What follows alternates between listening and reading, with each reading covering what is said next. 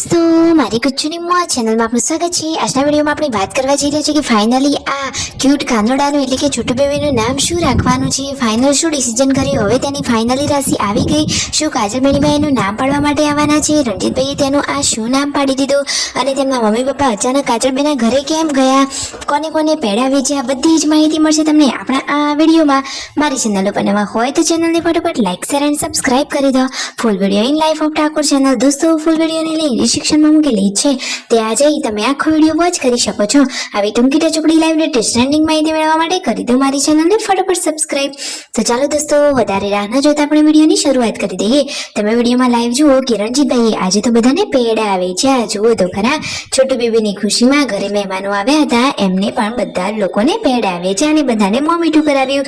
તેમના mummy papa અચાનક કાજલબેનના ઘરે કેમ ચાલ્યા, શું કારણથી ગયા, તો દોસ્તો કાજલબેનના સાસુમાને મોતથી ઉતરાવેલો છે અને બીજા પણ 2-3 બોલમણા હતા, તો પછી જવું પડે એવું હતું, એટલા માટે આ લાલ કાળી લઈ અને તેઓ જઈ રહ્યા છે સરગાસણ કાજલબેનીબાના ઘરે।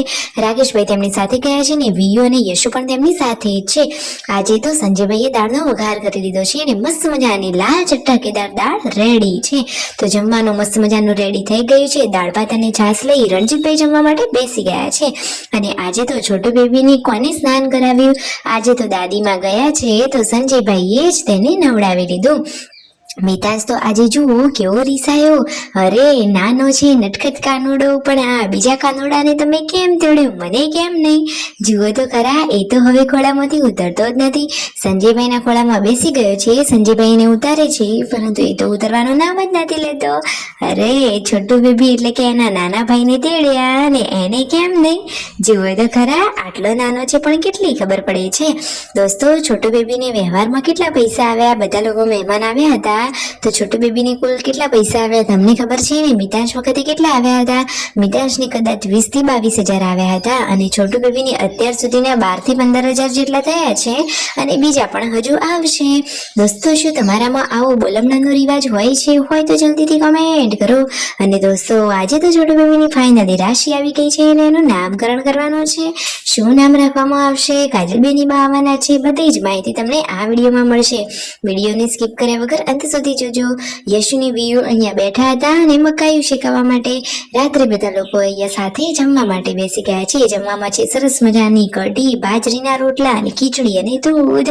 અને મિતાંશ તો જુઓ રણજીતભાઈની પાસે જ આવતો હતો તો રણજીતભાઈએ થોડોક સણકો કર્યો તો એ તો થોડોક ગભરાઈ ગયો, ઘરના બધા જ લોકો એને ખીજાવા લાગ્યા પરંતુ એને તો કોઈનું મગજ ઉપર જ ના લીધું, એ તો સામેથી હસવા લાગ્યો। આ તો બાજી ઉલટાઈ જ ગઈ અને પૂનમ ભાભીને કહે છે કે હવે આ છોટુ બેબીનું નામ શું રાખવાનું છે, રણજીતભાઈ તો એને કાળું કાળું કરીને બોલાવે છે, એ તો લાડથી બોલાવી રહ્યા છે।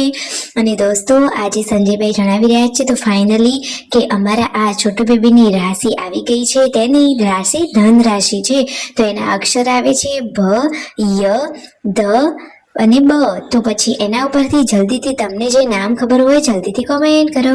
આટલું ક્યુટ કાનડો છે તો એનું નામ પણ જોરદાર ટ્રેન્ડિંગ અને યુનિક જ હોવું જોઈએ ને। તો સંજયભાઈએ કહ્યું છે કે છોટુ બેબીનું નામકરણ કરવાનું છે તો તમે જલ્દીથી નામ કોમેન્ટ કરો, એમાંથી અમે 4 નામ સિલેક્ટ કરશું અને પછી એમાંથી અમારા કાજલબેનીબા જે નામ કહેશે એ નામ પાડીશું।